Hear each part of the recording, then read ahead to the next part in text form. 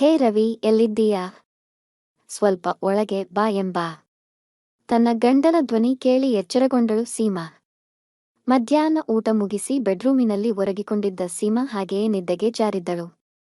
ರವಿ ಎಲ್ಲೋ ಹೋಗಿರಬಹುದು ಎಂದು ಕಿಟಕಿಯಿಂದ ನೋಡಿದಳು. ಒಂದು ಬನಿಯನ್ ತೊಟ್ಟುಕೊಂಡು ಹೊರಗಡೆ ಹಿತ್ತಲಿನಲ್ಲಿ ಕೆಲಸ ಮಾಡುತ್ತಿದ್ದ ರವಿ ಚಿಕ್ಕಂದಿನಿಂದಲೂ ಸೀಮಾರ ಮನೆಯಲ್ಲಿ ಕೆಲಸಕ್ಕಿದ್ದ. ಈಗ ದೊಡ್ಡವನಾಗಿ ಬೆಳೆದಿದ್ದ, ಸದೃಢ ಮೈಕಟ್ಟು, 5 ಅಡಿ ಎತ್ತರಕ್ಕೆ ಬೆಳೆದಿದ್ದ ಅವನನ್ನೇ ನೋಡುತ್ತಾ ಇದ್ದಳು ಸೀಮಾ. ಮೊದಲು ರವಿಯ ಅಮ್ಮ ಸೀಮಾರ ಮನೆಯಲ್ಲಿ ಕೆಲಸ ಮಾಡುತ್ತಿದ್ದರು. ಆದರೆ ಈಗ ರವಿ ಮಾತ್ರ ಇವರ ಮನೆಯಲ್ಲಿ ಕೆಲಸ ಮಾಡುತ್ತಿದ್ದಾನೆ. ಸೀಮಾರ ಮನೆಯ ಪಕ್ಕದಲ್ಲಿ ಒಂದು ಸಣ್ಣ ಮನೆಯಲ್ಲಿ ರವಿ ಮತ್ತು ಅವನ ಅಮ್ಮ ವಾಸಿಸುತ್ತಿದ್ದಾರೆ. ಈಗ ಅರುಣ್ ಕರೆದದ್ದನ್ನು ಕೇಳಿ ರವಿಯ ಯಜಮಾನರೇ ಅಂತ ಓಡಿ ಬಂದ. ಅರುಣ್ನ ಹೆಂಡತಿ ಸೀಮಾಗೆ ಈಗ 42 ವರ್ಷ. ಸೀಮಾ ನೋಡುವುದಕ್ಕೆ ತುಂಬಾ ಸುಂದರವಾಗಿದ್ದಳು. ಆಕರ್ಷಕವಾದ ಮೈಕಟ್ಟು, ದೊಡ್ಡ ಕಣ್ಣುಗಳು ಮತ್ತು ಆಕರ್ಷಕ ಎದೆಯನ್ನು ಹೊಂದಿದ್ದಳು. ತನ್ನ ಆರೋಗ್ಯ ಮತ್ತು ಸೌಂದರ್ಯದ ಬಗ್ಗೆ ಯಾವಾಗಲೂ ಜಾಗ್ರತೆ ವಹಿಸುತ್ತಿದ್ದಳು. ಸೀರೆ ಉಡುವುದರಲ್ಲಿ ಸೀಮಾ ತುಂಬಾ ಪ್ರವೀಣೆ ಎಂದು ಬೇರೆ ಹೆಂಗಸರು ಮಾತನಾಡಿಕೊಳ್ಳುತ್ತಿದ್ದರು. ಸೀಮಾಗೆ ಸೀರೆ ಎಂದರೆ ತುಂಬಾ ಇಷ್ಟ. ಆಗಾಗ ಶಾಪಿಂಗ್ಗೆ ಹೋಗಿ ಒಳ್ಳೆಯ ಸೀರೆಗಳನ್ನು ಕೊಳ್ಳುವ ಹವ್ಯಾಸವಿತ್ತು. ಅದು ಮಾತ್ರ ಅಲ್ಲ, ರವಿಕೆಗಳನ್ನು ಕೂಡ ಬೇರೆ ಬೇರೆ ವಿನ್ಯಾಸಗಳಲ್ಲಿ ಹೊಲಿಸಿಕೊಳ್ಳುತ್ತಿದ್ದಳು. ಇದು ಕೆಲವರಿಗೆ ಇಷ್ಟವಾದರೆ ಇನ್ನೂ ಕೆಲವರು ಇವಳೇನು ಊರಿಗೆ ಇಲ್ಲದ ಸುಂದರಿ ಅಂತ ಮೂಗು ಮುರಿಯುತ್ತಿದ್ದರು. ಈಗ ಬೆಡ್ ಮೇಲೆ ಕುಳಿತುಕೊಂಡಿದ್ದ ಸೀಮಾ ಬೆಡ್ರೂಮ್ನಿಂದ ಹಾಲ್ ಕಡೆ ನೋಡಿದಳು. ಅರುಣ್ ಚೇರಲ್ಲಿ ಕುಳಿತಿದ್ದರು.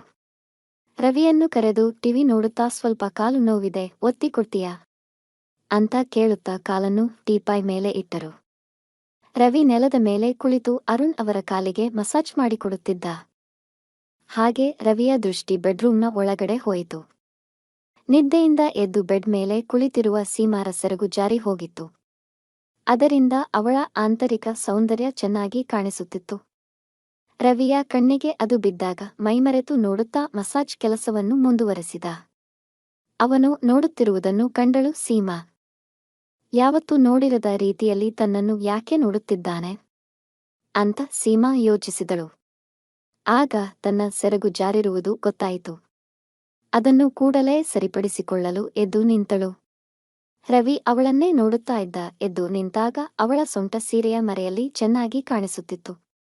ಏನಪ್ಪಾ ಈ ರೀತಿ ನೋಡುತ್ತಾ ಇದ್ದಾನೆ ಇವತ್ತು ಅಂತ ಹಾಗೆಯೇ ಅಡುಗೆ ಮನೆಯ ಕಡೆ ಹೆಜ್ಜೆ ಹಾಕಿದಳು ಸೀಮಾ. ಆ ಮನೆಯಲ್ಲಿ ಸೀಮಾ ಮತ್ತು ಅರುಣ್ ಮಾತ್ರ ಇದ್ದರು. ಅವರ ಮಗ ಹಾಸ್ಟೆಲ್ ಒಂದರಲ್ಲಿ ಇದ್ದುಕೊಂಡು ಕಾಲೇಜಿಗೆ ಹೋಗುತ್ತಿದ್ದ. ಅಡುಗೆ ಮನೆಗೆ ಹೋಗಿ ಟೀ ಮಾಡಲು ಹಾಲನ್ನು ಸ್ಟವ್ ಮೇಲಿಟ್ಟು ರವಿಯ ಕುರಿತಾಗಿ ಯೋಚಿಸುತ್ತಾ ನಿಂತಳು ಸೀಮಾ. ಆ ದಿನ ಸ್ವಲ್ಪ ವಿಶೇಷ ಅನ್ನಿಸುತ್ತಿತ್ತು. ಚಿಕ್ಕಂದಿನಿಂದಲೂ ತಮ್ಮ ಮನೆಯಲ್ಲೇ ಹೆಚ್ಚಿನ ಸಮಯ ಇರುತ್ತಿದ್ದ ರವಿ ಇವತ್ತು ಈ ರೀತಿ ತನ್ನ ದೇಹವನ್ನು ನೋಡುತ್ತಿರುವುದು ಸ್ವಲ್ಪ ಆಶ್ಚರ್ಯವೆನಿಸಿತು. ಇನ್ನೊಂದೆಡೆ ಕುತೂಹಲವೂ ಉಂಟಾಯಿತು. ಅವನ ವರ್ತನೆಗೆ ತಿಳಿಯದೆ ಅವಳ ಮುಖದಲ್ಲಿ ನಗು ಕೂಡ ಬಂತು. 2 ಗ್ಲಾಸ್ನಲ್ಲಿ ಟೀ ತೆಗೆದುಕೊಂಡು ಇನ್ನೊಂದು ಗ್ಲಾಸ್ನಲ್ಲಿ ರವಿಗೆ ಟೀ ಇರಿಸಿಕೊಂಡು ಹಾಲ್ಗೆ ಬಂದಳು. 1 ಕಪ್ ತನ್ನ ಗಂಡನಿಗೆ ಕೊಟ್ಟು ಇನ್ನೊಂದು ಟೀ ಕಪ್ ಟೀಪಾಯ್ ಮೇಲಿಟ್ಟಳು. ಕಣ್ಣು ಮುಚ್ಚಿಕೊಂಡು ಟೀ ಕುಡಿಯುತ್ತಾ ಕುಳಿತಿದ್ದರು ಅರುಣ್. ಟೀ ಕುಡಿದುಕೋ, ತಣ್ಣಗಾಗುತ್ತೆ ಅಂತ ಒಮ್ಮೆ ರವಿಯನ್ನು ನೋಡಿದಳು. ಸೀಮಾ ಅರುಣ್ ಅವರನ್ನು ಕೆಣಕಲು ಸ್ವಲ್ಪ ಯೋಚಿಸುತ್ತಿದ್ದಳು. ಹಾಗಾಗಿ ಈ ನಡುವೆ ಅವರ ಪ್ರಣಯ ಪ್ರಸಂಗಗಳು ಸ್ವಲ್ಪ ವಿರಳವಾಗಿತ್ತು. ಈಗ ರವಿಯ ನೋಟ ಮತ್ತೆ ಅವಳನ್ನು ಎಚ್ಚರಿಸಿತು. ಮರುದಿನ ಸೀರೆ ಉಡುವಾಗ ಮತ್ತೆ ರವಿಯ ನೋಟದ ನೆನಪಾಯಿತು. ಸೀರೆಯನ್ನು ಉಡುವಾಗ ಇನ್ನಷ್ಟು ಅಂಟಿಕೊಳ್ಳುವ ಹಾಗೆ ಉಟ್ಟುಕೊಂಡಳು. ಸೊಂಟದಲ್ಲಿ ಇನ್ನೂ ಸ್ವಲ್ಪ ಕೆಳಗೆ ತನ್ನ ಹೊಕ್ಕುಳ ಕಾಣಿಸುವ ಹಾಗೆ ಉಟ್ಟುಕೊಂಡಳು. ರವಿಯನ್ನು ಇನ್ನಷ್ಟು ಕೆರಳಿಸುವುದರಲ್ಲಿ ಏನೋ ಮಜಾ ಬರುತ್ತಿತ್ತು. ಯಾಕೋ ಮನಸ್ಸು ಒಮ್ಮೆ ಅವನ ಜೊತೆ ಮಜಾ ಮಾಡು ಅಂತ ಹೇಳುತ್ತಿತ್ತು. ಆದರೆ ಅವನಿಗೆ ಒಪ್ಪಿಗೆ ಇದೆ ಅಂತ ತಿಳಿದುಕೊಳ್ಳಬೇಕು, ಅದಕ್ಕಾಗಿ ಕಾಯಬೇಕು ಅಂದುಕೊಂಡಳು. ಅಲ್ಲಿಯವರೆಗೆ ನನ್ನ ಗಂಡನ ಜೊತೆಗಿನ ಸುಖ ಇರುತ್ತೆ ಎಂದುಕೊಂಡಳು. ಗಂಡನನ್ನು ಇವತ್ತು ಹೇಗಾದರೂ ಮಾಡಿ ಆ ವಿಷಯಕ್ಕೆ ಕರೆದುಕೊಂಡು ಹೋಗಬೇಕು ಅಂತೆಲ್ಲ ಯೋಚಿಸುತ್ತಿದ್ದಳು. ಆಗ ಅರುಣ್ ಸೀಮಾವನ್ನು ಕರೆದು 2 ದಿನಗಳ ಮಟ್ಟಿಗೆ ಪಟ್ಟಣಕ್ಕೆ ಹೋಗಿ ಬರಬೇಕು. ನಿನಗೇನಾದರೂ ತರಬೇಕಾ ಅಂತ ಕೇಳಿದರು. ಏನು ಬೇಡರಿ, ಅಗತ್ಯಕ್ಕೆ ಬೇಕಾದದ್ದು ಎಲ್ಲ ಇದೆ ಅಂದಳು. ಸರಿ ಅಂತ ಹೇಳಿ ರವಿಯನ್ನು ಕರೆದು 2 ದಿನ ಇಲ್ಲೇ ಇದ್ದು ಸ್ವಲ್ಪ ನೋಡಿಕೋ ಅಂತ ಹೇಳಿದರು. ಆಯ್ತು ಯಜಮಾನರೇ ಅಂತ ರವಿ ಮನೆಗೆ ಹೊರಟ. ಆ ರಾತ್ರಿ ಸೀಮಾ ಊಟ ಮುಗಿಸಿ ಒಂದು ಗ್ಲಾಸ್ನಲ್ಲಿ ಹಾಲನ್ನು ತೆಗೆದುಕೊಂಡು ಗಂಡನಿಗೆ ಕೊಟ್ಟಳು. ಗಂಡನನ್ನು ಒಲಿಸಿಕೊಂಡು ಮೂಡ್ಗೆ ಕರೆದುಕೊಂಡು ಹೋಗುವ ಪ್ಲಾನ್ ಇತ್ತು ಸೀಮಾಗೆ. ಆದರೆ ಅರುಣ್ ಅವರು ಹಾಲನ್ನು ಕುಡಿದು ನಾಳೆ ಬೆಳಿಗ್ಗೆ ಬೇಗ ಎದ್ದು ಪಟ್ಟಣಕ್ಕೆ ಹೊರಡಬೇಕು, ನಾನು ಬೇಗ ಮಲಗುತ್ತೇನೆ ಅಂತ ಮಲಗಿಕೊಂಡರು. ಸೀಮಾಗೆ ನಿರಾಶೆಯಾಯಿತು.